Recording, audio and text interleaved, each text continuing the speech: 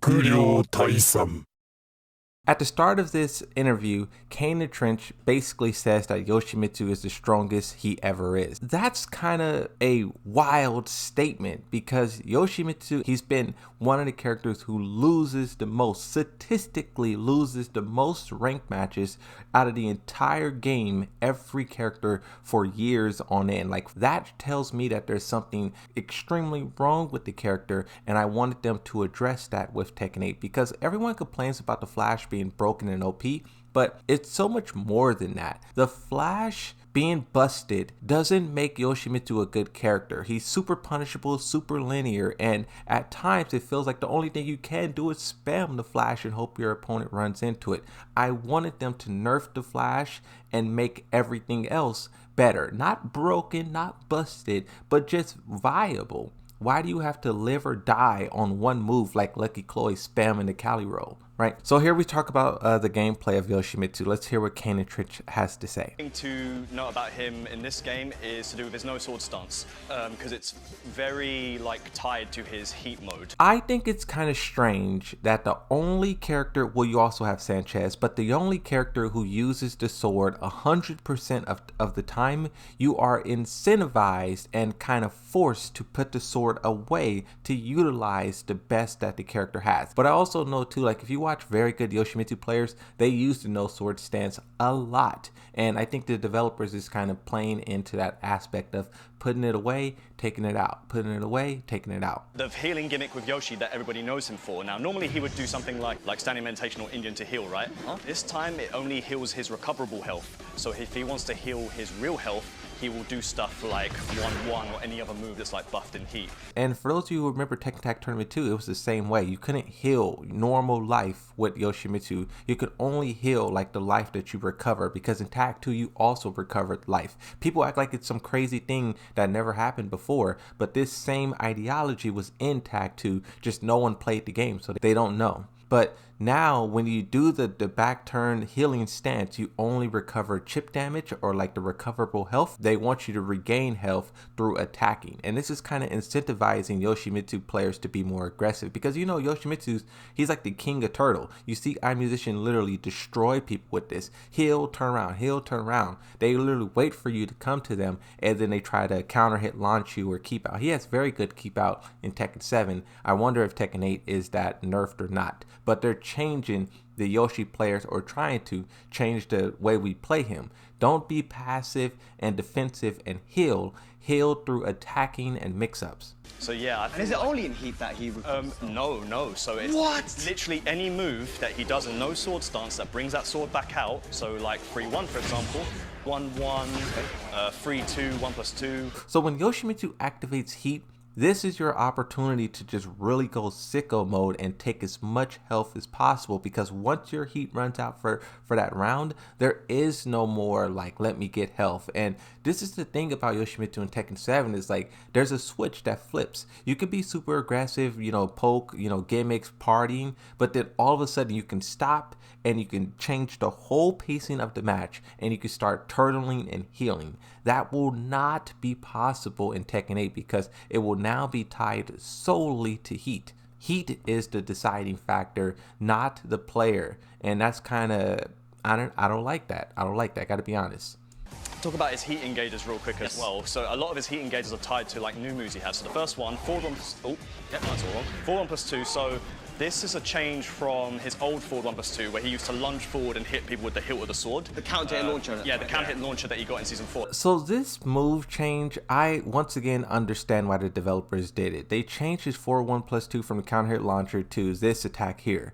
And they did that because, once again, Yoshimitsu players used to use that move to keep you away. When you're trying to come in and invade their space, stop them from healing, boom, big counter hit launcher. I remember specifically Main Man being very upset about this buff to Yoshimitsu because this is the way that it's used in a live match.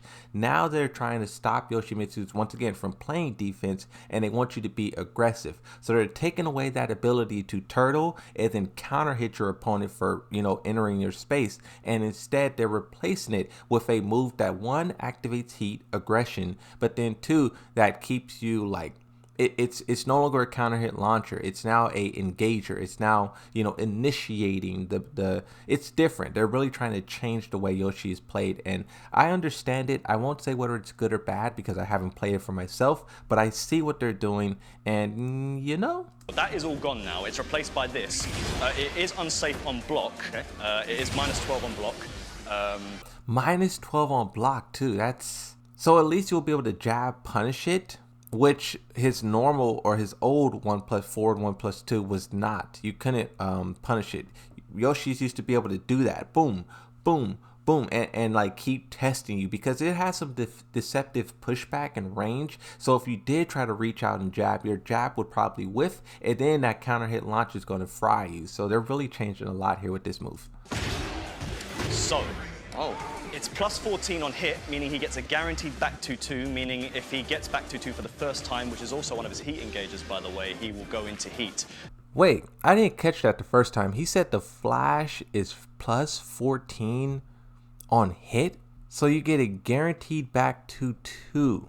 Now this is pretty, well, I don't like how back 2-2 activates heat, but it's interesting because it's like, I wonder if, so in Tekken 7, there's a lot of different things you could do out of back 2. You could do back 2-2, back 2-1, which is launch. You could do back 2 King Cha and get really crazy.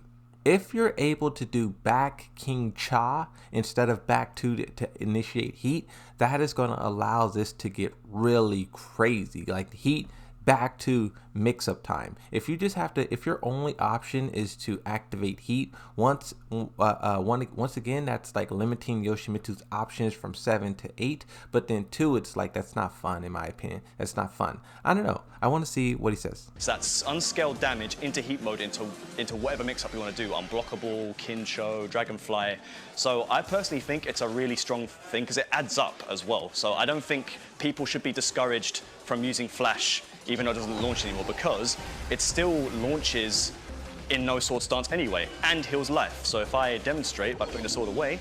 So yeah, that's the thing about Flash and no sword stance as well. It also takes health, and it launches in no sword stance. So the Flash isn't really nerfed. It's more so just different. That's the thing about Yoshimitsu. It's hard to say right now. Well, he's obviously like, I think he's stronger definitely, but it's hard to say where these things lie because it's like, it's different. They're changing him from like this passive turtling keep out character into this pressure, you know, aggressive, you know, I gotta attack to take life kind of character. And the only thing that I wonder is, will because at the end of this, they asked Kaneandtrench, do he think other people should try Yoshimitsu? And he says no. The character's like very complicated. You have to understand what moves to do when.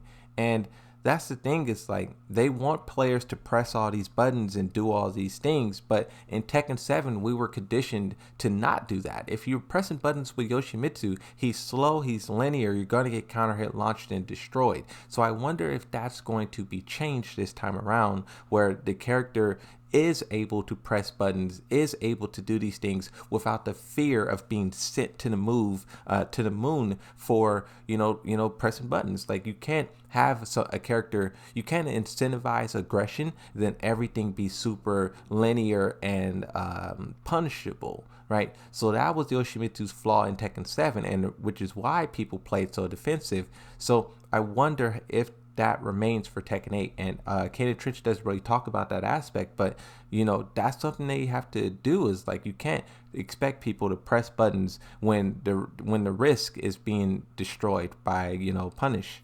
He gets the properties of no sword flash in heat, and then he can do a combo like this. Oh.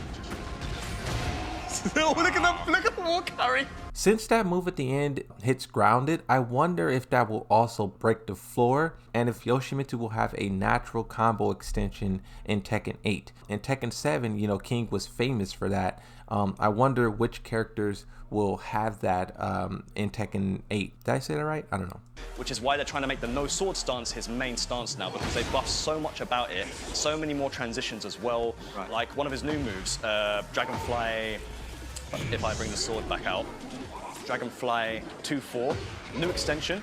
If you hold back during that, which I just did, he puts the sword away. Yoshimitsu and Dragonfly, it's a very interesting situation because the character's he's very dangerous, but he's also very vulnerable. The whole ability to freeze your opponent with heat is something that's still on my mind, and Yoshimitsu has a lot of these stances, a lot of these things that he's trying to do before he hits you, and if you can freeze your opponent, freeze Yoshimitsu during it, I mean, you could just hit him out of it or at least trade. And a lot of his counter hit properties has been removed, so the trade might not be in his favor. So they're trying to encourage more no sword stance usage in neutral as well as his combos. Wow. Because the moves are just like super enhanced. I think this also will make Yoshimitsu a more tricky character. Having him constantly switch back and forth between sword and no sword, like forcing that, will mean that like I don't play no sword stance that much. I can, but it's just more natural for me to use his sword. But now with Tekken 8, you're going to be forced to really learn and use both of them. And I don't know if there's some simplification there, if they made both of them kind of similar, because no sword stance Yoshimitsu is not the same in Tekken 7 as his sword stance. So they're making him more complicated, but I wonder if they're not because they're making those stances inputs the same. I don't know if you guys know what I mean when I say that, but let's continue.